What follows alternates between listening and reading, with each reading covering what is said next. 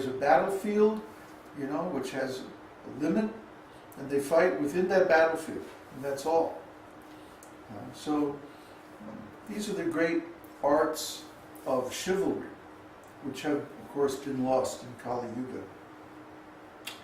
Anyway, while dying, grandfather Bhishma prayed to Kṛṣṇa and described him as the sun which eradicated darkness. The kings imprisoned by Magadendra were put into dark cells, but when Kṛṣṇa appeared there, the darkness immediately disappeared, just as if the sun had risen. In other words, although Magadendra was able to imprison so many kings, upon the appearance of Kṛṣṇa they were all released. Kṛṣṇa released the kings out of his sincere compassion for them.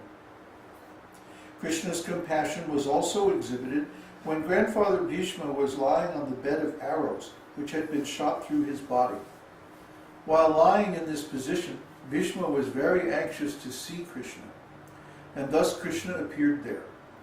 Upon seeing the pitiable condition of Bhishma, Kṛṣṇa began speaking with tears in his eyes. Not only he was shedding tears, but he also forgot himself in his compassion. Therefore, instead of offering obeisances to Kṛṣṇa directly, devotees offer obeisances to his compassionate nature. Do you know how we do that? Hare Krishna. Yeah, Hare is Radha. See? So we offer first to his compassionate side, his feminine side. Actually, because Kṛṣṇa is the Supreme Personality of Godhead, it is very difficult to approach him. But the devotees, taking advantage of his compassionate nature, which is represented by Radharani, always pray to Radharani for Kṛṣṇa's compassion. See, that's why we chant Hare Krishna, and not Krishna Radha or something like that. Always Radha Krishna. See, we address Radha first, and by her grace, we're able easily to approach Kṛṣṇa. 33. Respectful. A person who shows adequate respect to a spiritual master, a brahmana, and an old person is to be understood as being respectful.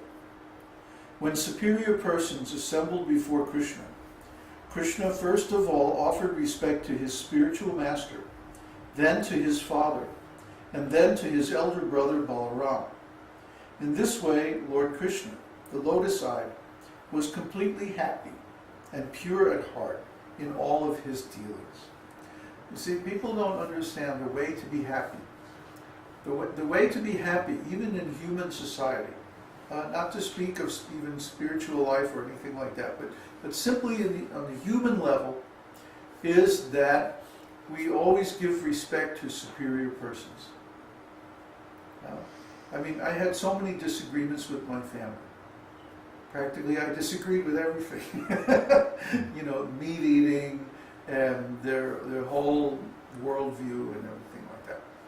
But I never disrespected them. I always treated them with respect.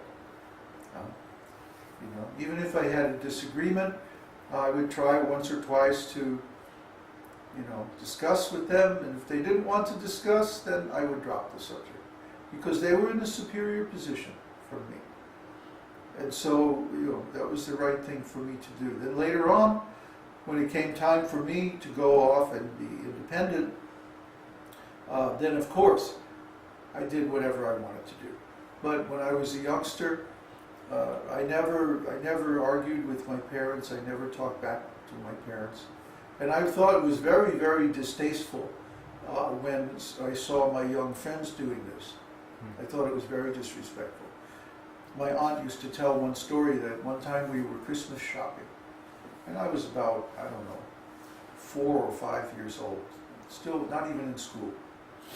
And there was one young kid who wanted a certain toy, and he was like rolling on the ground, beating fists, I want this. And she said, I looked at him with such distaste. Like, ugh. Because it was disgusting to me, It was just like, why is he abasing himself over some stupid plastic toy. It's just like, what nonsense. So when I see people, whining and crying and, trying to push their parents into doing this or that, young people, I just say, well, they haven't been trained properly. They're not properly respectful.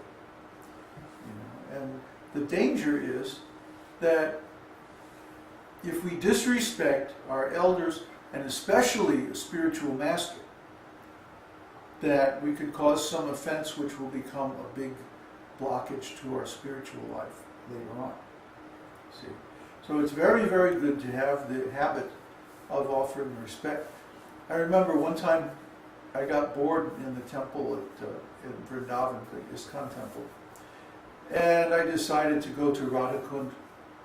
Radhakund is a very beautiful place in Vrindavan. So I went to Radhakund, and when I was there were all kinds of, very simple, very pious local people like that. And most of my godbrothers, fellow American devotees, when they went there, they would laugh and shout and run and jump in the kund and like that. I didn't do that. I came there and I offered obeisances to the kund. I offered obeisances to all the Babajis and the elders there, and I treated everyone with respect and, offered pranams to everyone, even the simple cowherd men and, in Vrindavan there's a class of pilgrims who they circumambulate the whole Govardhan Hill or the whole Vrindavan simply by paying obeisances. They'll have one stone. They'll put the stone and then they'll pay obeisances to that location of that stone. And then they'll get up, they'll move the stone one step, and then they'll pay obeisances again. And this way they go around the whole Braja. And to go around the whole Braja takes months. And at the end of the day, at sundown, wherever they are, they put the rock, and then they go sleep under a tree. Maybe they beg a little chapatis or something, and rest under the nearby tree and chant. And then in the morning they start all over again. I mean, who could imagine such humility? So anyway, you don't know who is a great saintly person and who is a rascal and who is just ordinary or devotee or whatever. You can't tell. Sometimes the guys, with the big tilak and the big big thread and big beads and everything, sometimes they wear these really big beads, he may be a rascal. And some guy who just looks completely ordinary, he could be a great devotee. You don't know. So I would offer respect to everyone, because in the holy dham, everyone's a devotee. Even the cats and dogs and the pigs and birds and everybody is a devotee. They may be in an offensive state or they may be in a fallen state, but in Vrindavan, everybody's. So anyway, that was my attitude. And then there is a wall along the south side of the kund. And in that wall there's a door. So I was walking along, just chanting japa, I think. I was chanting 64 rounds a day. And the door opened and the man came out. And he said, "I'm Kṛṣṇa Das Babaji, I'm your spiritual master's godbrother. Would you like to stay with us, have prasadam?"